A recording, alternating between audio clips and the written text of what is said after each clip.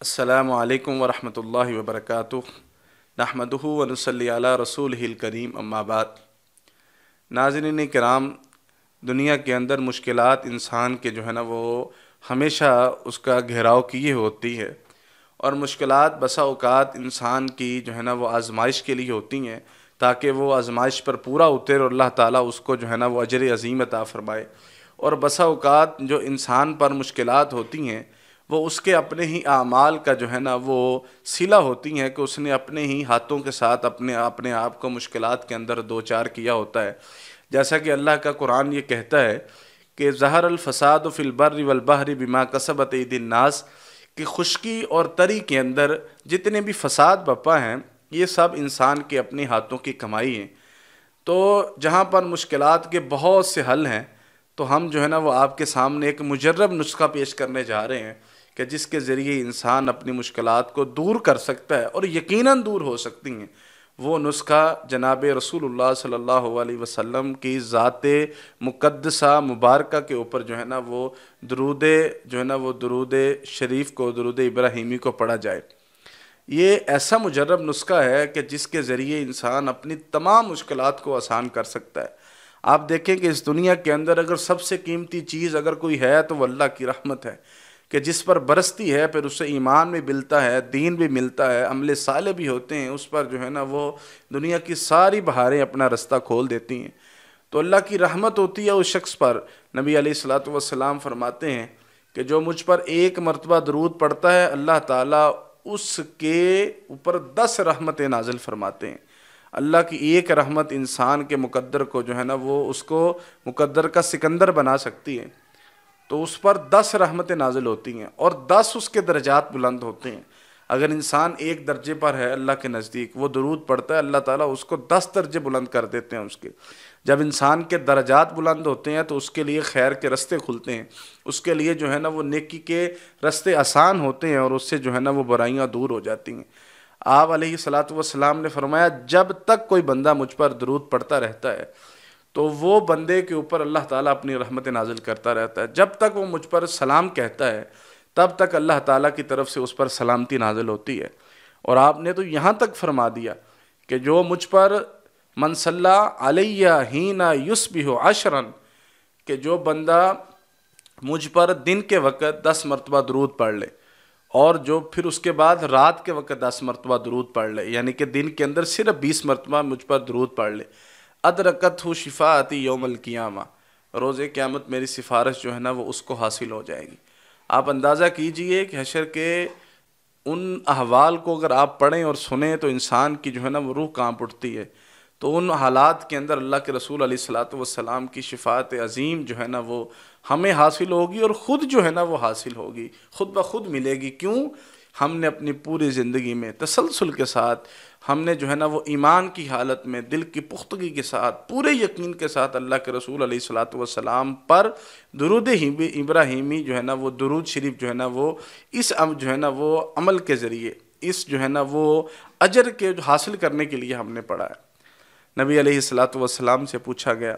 اللہ کے رسول، اللہ قرآن مجید میں فرماتے ہیں ان اللہ وملائکتہ یصلون علی النبی یا ایھا الذین آمنوا صلوا علیہ وسلموا تسلیما،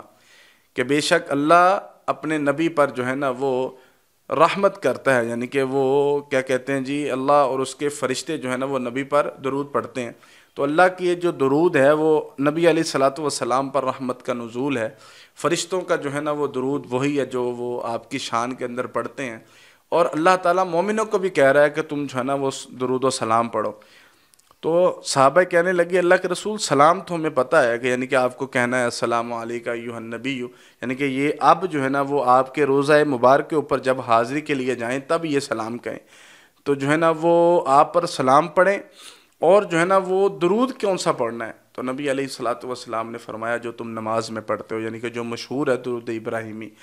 یہ اللہم صلی علی محمد وعلی آل محمد کما صلیت علی ابراہیم وعلی آل ابراہیم انک حمید مجید، اللہم بارک علی محمد وعلی آل محمد کما بارکت علی ابراہیم وعلی آل ابراہیم انک حمید مجید۔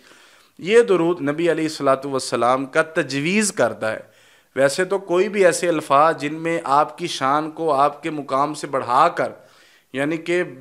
بالکل مبالغے سے بچا ہو اور آپ کی شان سے کم بھی نہ ہو، بلکہ آپ کی شان کے عین مطابق ہو۔ کوئی بھی الفاظ ہوں وہ جائز ہیں، آپ پر پڑھے جا سکتے ہیں، لیکن یہ اللہ کے رسول علیہ الصلاۃ والسلام کا تجویز کردہ ہے، پسندیدہ ہے، اس کی جو ہے نا وہ کثرت کرنی چاہیے۔ سیدنا عبداللہ بن مسعود رضی اللہ تعالی عنہ بیان فرماتے ہیں کہ میں ایک دن نماز پڑھ کے جب دعا کرنے لگا تو قریب جو ہے نا وہ اللہ کے رسول بیٹھے ہوئے تھے علیہ الصلاۃ والسلام،